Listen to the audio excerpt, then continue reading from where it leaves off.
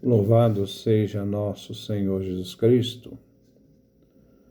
Nós vamos dar continuidade à nossa reflexão, 27º domingo do tempo comum, 47º encontro, ano B, São Marcos. O homem e a mulher se unem, deixando pai e mãe, e formarem assim uma só carne, da união dos dois. O homem e a mulher, na obra da criação, são companheiros, iguais, se complementam numa única carne. Jesus, neste domingo, recorre à origem da criação. Deus não criou o homem e a mulher para o divórcio, mas para se unirem. A concessão do divórcio foi colocada por Moisés, através da pressão do povo, mas não faz parte do plano divino. A família naquele tempo era uma família patriarcal, ligada aos patriarcas. Todos pertenciam aos mesmos descendentes. Quer dizer, os patriarcas eram os ascendentes e todos descendentes pertenciam à mesma família. Dentro das tribos, famílias se casavam, se constituíam, então a grande família, onde os pais da origem eram os pais de todos. O nascimento de um outro ser era visto como um novo membro para as tribos, um fortalecimento, uma possibilidade, porque a criança só vai ter valor a partir dos 12 anos, que aí já não é mais criança, é um adulto. O dever da fidelidade do homem e da mulher estava centrado na aliança de Deus com seu povo. Era uma imagem de Deus que se uniu a seu povo em aliança de fidelidade. O matrimônio faz parte do projeto divino. Em Israel, a vontade de Deus nem sempre se realizou, e estamos longe do plano de Deus quanto à questão do matrimônio. No tempo de Jesus, existem duas escolas literalmente diferentes quanto ao matrimônio. O rabino Hillel suscitava que se podia divorciar por qualquer motivo corriqueiro, enquanto a escola do rabino Camai admitiu o divórcio somente por delícias morais, especialmente nos pecados contra a impureza. Jesus quer resgatar a origem, o reino de Deus, que se atinge quando os discípulos se tornam perfeitos como o Pai do céu é perfeito. Quanto às crianças, Jesus rompe com as estruturas de seu tempo, acolhendo e abençoando crianças. Assim Deus nos salvou em Cristo, para nos unir todos na mesma graça. Então devemos resgatar o valor do matrimônio. Não sirva a liturgia de hoje para as pessoas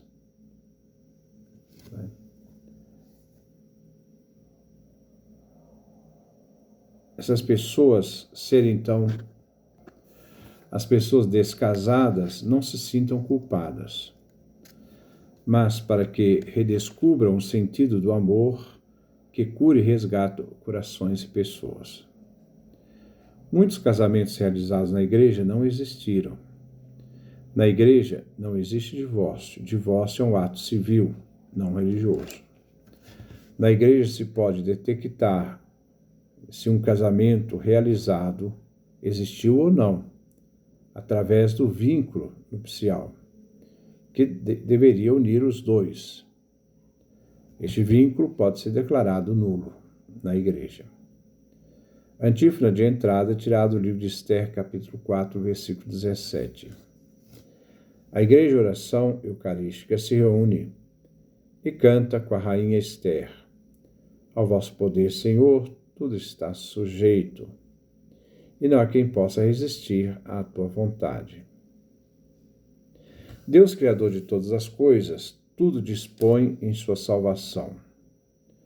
O ser humano, assim, seduzido por este Deus, é chamado a se realizar numa pessoa de fé, e a fazer a vontade divina. Porque, diz a rainha, sois o Criador de todas as coisas do céu e da terra, e de tudo o que eles contêm. Vós sois o Senhor do universo. Com essa certeza é que vamos celebrar. O Criador é aquele que nos redime por meio de seu Filho amado. A primeira leitura é tirada do livro de Gênesis, capítulo 2, versículo 18 a 24. Deus quer dar ao ser humano uma companheira auxiliar semelhante a ele. Vamos ver os detalhes do texto. Primeiro, Deus formou, isto é, criou o homem do pó da terra. Não está no nosso texto escrito, mas é o Gênesis capítulo 2, versículo 7. Adão foi criado de Adamá. Adão vem de Adamá, isto é, lodo, terra, barro, da terra virgem. O verbo usado para criar aqui, Deus criou, formou o homem, é Ié-Atzer. Essa palavra é constituída de 2 iod, um izinho, 2 iod. O ser humano foi criado da terra. É sua realidade animal. Ser que vem dado à vida. Então aqui nós temos o primeiro iod, significa ser que vem da terra, um ser vivente, um ser animal. Mas também ele traz uma realidade divina, imagem e semelhança de Deus, caracterizado pelo segundo iod. Então, quando diz que Deus formou o homem, criou o homem, Ié-Atzer, com 2 iod. Uma coloca o homem na dimensão de um ser vivo, outro coloca na dimensão do ser semelhante a Deus. Existem 2 verbos para criar no livro do Gênesis. O primeiro verbo é, no princípio Deus criou, Gênesis 1:1. O verbo aqui é bará, isto é, criou do nada. O segundo verbo é, Deus criou o homem, Ié-Atzer, com 2 iod. Ele cria de uma matéria já existente, a terra, o lodo, o barro. Agora Deus quer dar ao ser humano uma auxiliar semelhante a ele. Vamos dizer semelhante ao homem. O que significa? E Deus cria, formou da terra todos os animais selvagens e todas as aves do céu. Mas os animais são semelhantes ao homem Adão. Lembre o verbo Ié-Atzer, com 2 iod, usado por Deus para criar o homem. Ele tem 2 dimensões. Ele tem um lado animal, ser vivente, e é semelhante aos animais, primeiro iod. Ele tem um segundo iod, que o faz semelhante a Deus, pois foi criado assim, pois Deus lhe deu esta semelhança. Então, os seres humanos participam em semelhança com os animais, porque todos são seres viventes. O ser humano participa da semelhança divina, porque é um ser vivente pensante. A capacidade criativa, de pensamento, de razão, de lógica, comunicação, faz o ser humano um ser espiritual. Adão tem o poder sobre o que foi criado. Ao dar o nome aos animais, revela seu poder sobre os animais, porque ele pode nomeá-los. A criação é divina ao homem. Deus deu o poder de administrar aquilo que o próprio Deus criou. E o homem tem o poder de cuidar e dar nome às coisas. O pai e a mãe dão um nome à criança nascente, é um poder paterno e materno. Adão não encontrou alguém semelhante a ele, embora os animais participem com Adão do primeiro iod. Adão não encontrou alguém que tinha o segundo iod, a semelhança divina. Então Deus criou uma companheira tirada do lado. Foi uma ação cirúrgica de Deus. Adão não dorme porque teve sono. A palavra hebraica usada é tardemá, né? Hoje se usa muito essa palavra nos hospitais hebraicos para anestesia. Para o narrador bíblico é um sono profundo. É a visão que ele tinha de 2.500 anos atrás. Deus induz Adão ao sono para tirar algo dele. A palavra hebraica selá não significa costela, mas uma parte lateral. O tradutor grego traduz selá em hebraico por pleuron, em grego. Aí vem a palavra pleura, do lado. Selá significa do lado. Foi a tradução latina que usou a palavra costis, traduzida como costela. Deus toma algo do lado de Adão, faz uma incisão, retira algo. Mas temos que ter certeza, o homem não tem uma costela a menos que a mulher. Isso é mentira, né? As costelas dos homens e mulheres são iguais. Ele modelou a mulher e apresenta ao homem, Adão. É um homem, vamos dizer, um homem fêmea, isto é, Adão que sai do homem, né? A mulher é um Adão que sai do homem. É alguém do barro que sai do homem, também foi feito, Adamá, do barro. Daí diz, ela será chamada mulher, isto é, Ishá, porque foi tirado do homem Ish. Fêmea e macho, unidos, dão o sentido ao homem, Adão. No grego, a diferença é anthropos, serve para o homem e mulher, que de um lado é aner andros, homem, macho, e de outro é giné, mulher. Daí vem a palavra ginecologista, aquele médico que cuida da mulher. Os dois formam a humanidade, o anthropos. É o macho Ish, andros, é uma fêmea Giné, Ishá. Agora o ser humano a reconhece em carne de minha carne, ossos de meus ossos. Ele também, como Adão, possui 2 iod. Então a mulher também tem 2 iod.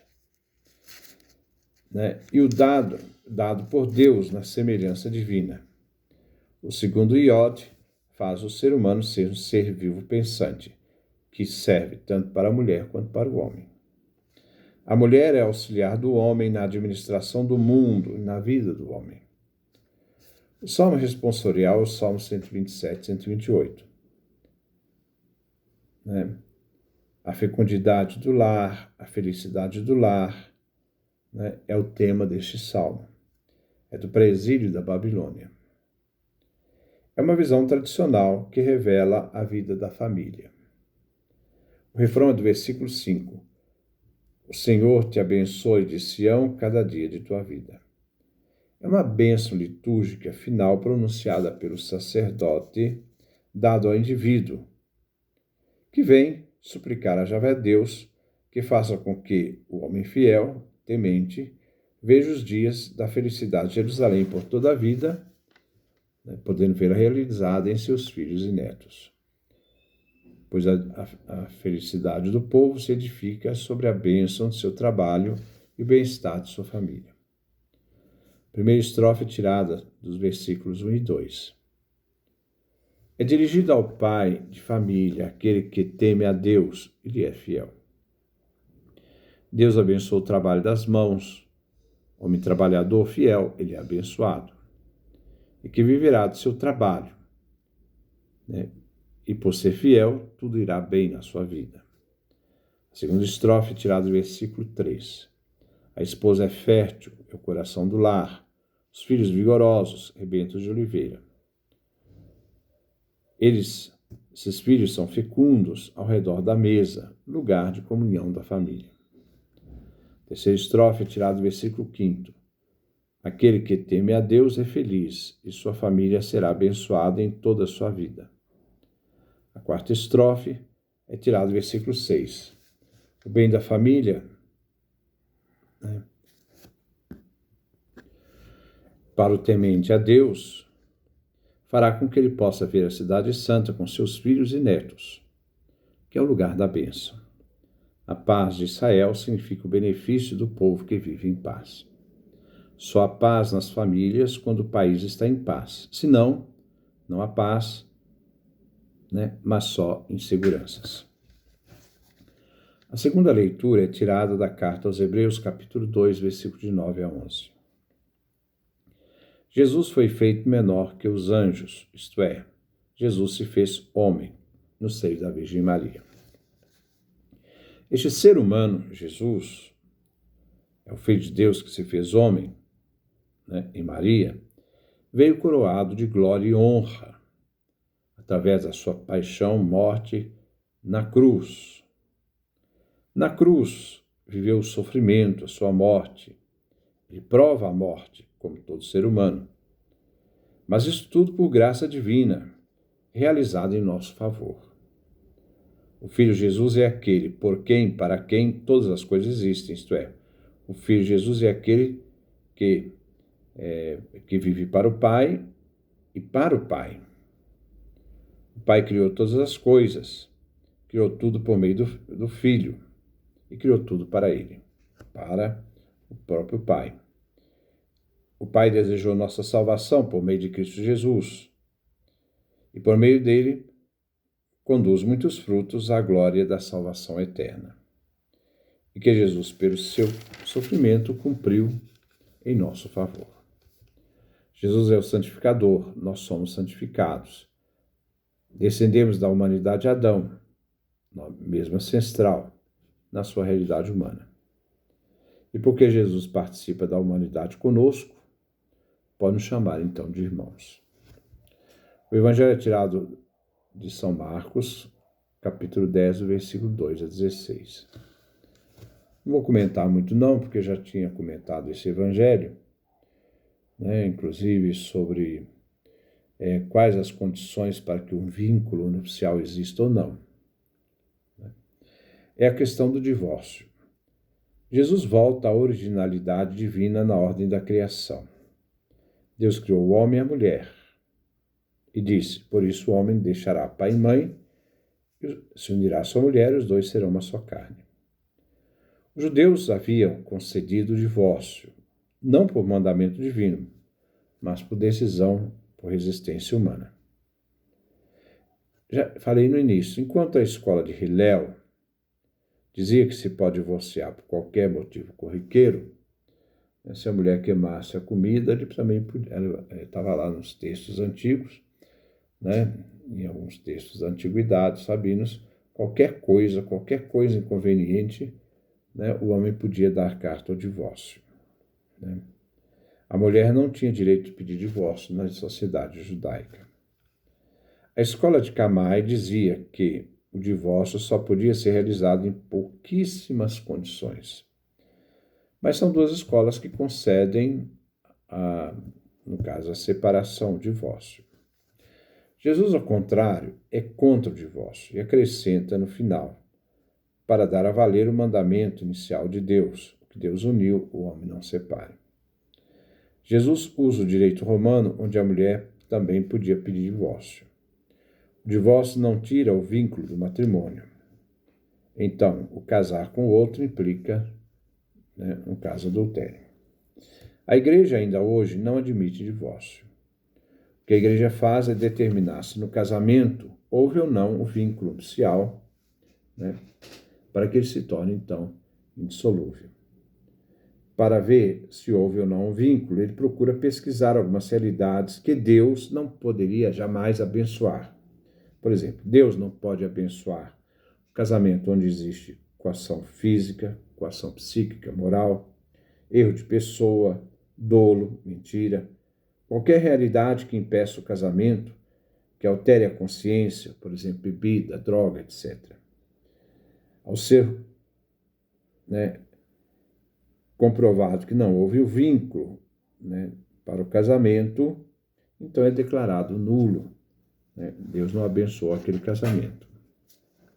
Para o casamento existem 3 condições mínimas: maturidade, liberdade e responsabilidade.